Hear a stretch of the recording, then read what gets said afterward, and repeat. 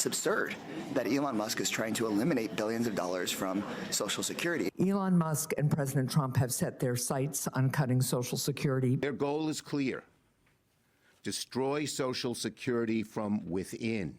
You're in the building. I mean, you're in the computers. What's happening there? What are you doing?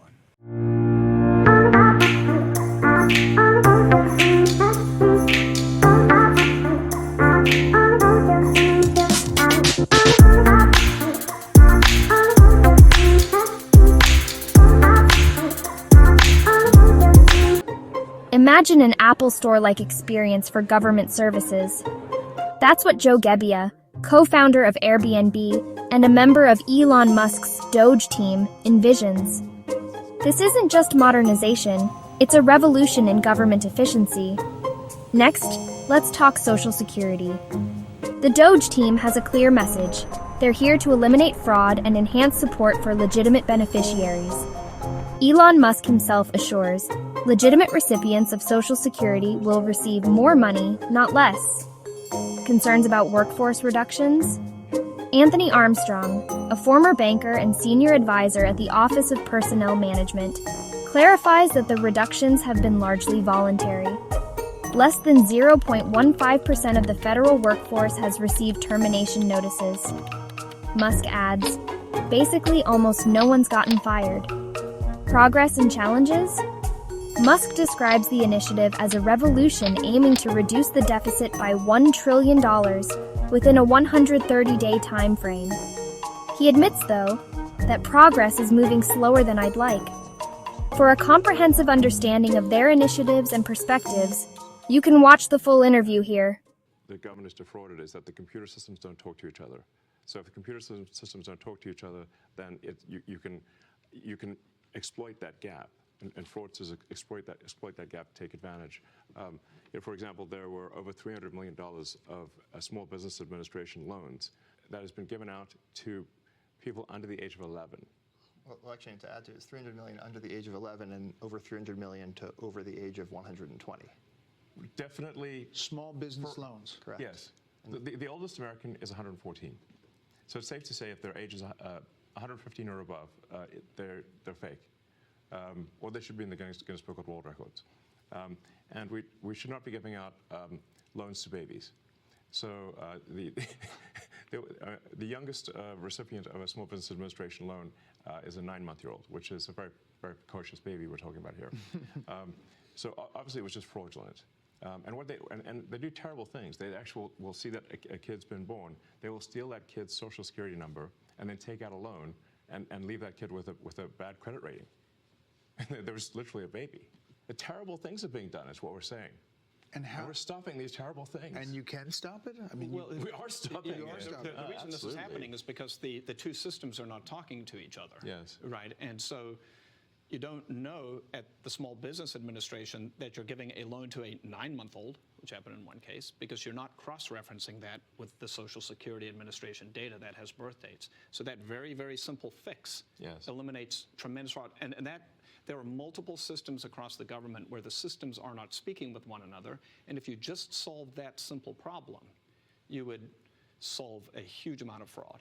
Are you surprised? So one of the ways that, like one of the key tricks that the fraudsters pull is that they will use the fact that someone is marked as live, and as sort of just that Social Security number is marked as live in Social Security, and then get disability and unemployment insurance for a dead person. Because the databases don't talk to each other, all they got was from Social Security is like, is this person alive? Yes, they're not alive. It's falsely marked. Person is falsely marked as alive in Social Security. But they didn't. But that person, a fraudster can now get unemployment and disability from a dead person. This is happening all the time at scale.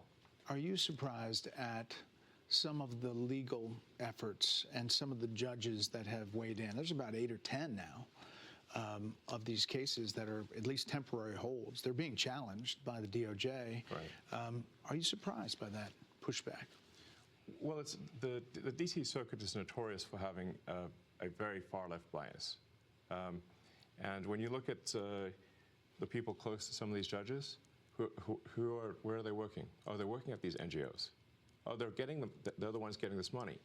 Does that seem like a system that lacks corruption? It sounds like corruption to me. Last thing, do you guys all see this as a patriotic duty? I mean, is that really what this is about? It's essential. Very much so. I do, 100%.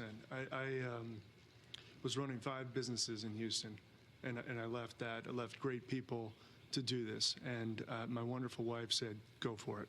And here I am. But I feel like this is me giving back to the country. If we don't do this, we're sunk. The ship, unless this exercise is successful, the ship of America will sink. That's why we're doing it. Well, gentlemen, I really appreciate the time. Hassan, Interior Department, you're a former oil company CEO. You're reviewing contracts before they're approved for funding. What are you finding?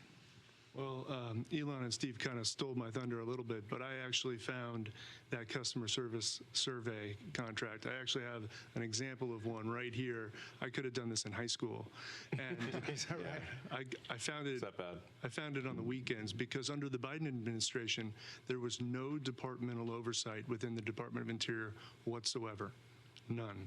We are now reviewing every single contract, every single grant, and when things come to my attention that don't make sense, I'm bringing them to Secretary Burgum, and he's been fantastic. He's a businessman. He's very supportive of DOGE. It's been wonderful to work with him.